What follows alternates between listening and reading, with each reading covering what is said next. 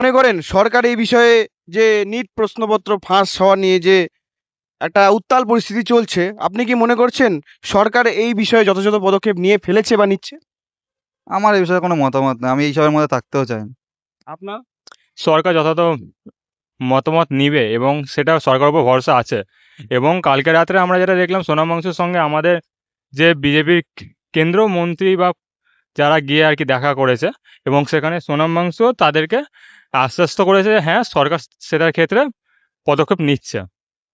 আচ্ছা, ভিড়ের মধ্যে থেকে যেসব স্লোগান উঠছে, যেমন মানুবাদ সে আজাদি, উমর খালিদের সাথে সহমর্মিতা, ধারা ৩৭০কে আবার ফিরিয়ে আনা, প্রধানমন্ত্রীর পরিবার নিয়ে কদর্য উক্তি, এগুলি কি খুব একটা জরুরি ছিল বলে আপনি মনে করছেন?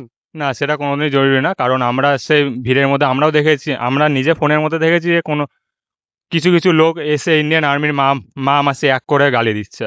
সেটা কোনোদিনই ঠিক না। ইন্ডিয়ান আর্মির জন্য আমরা দেশের মধ্যে সুরক্ষিত আছি। এবং এই সব স্লোগান যারা দিচ্ছে আমার তো মনে হয় না তারা কোনোদিন স্টুডেন্ট হিসেবে ছিল বা আছে। ওটার মধ্যে অনেকে এসে ঢিল মারছে, পাথর মারছে।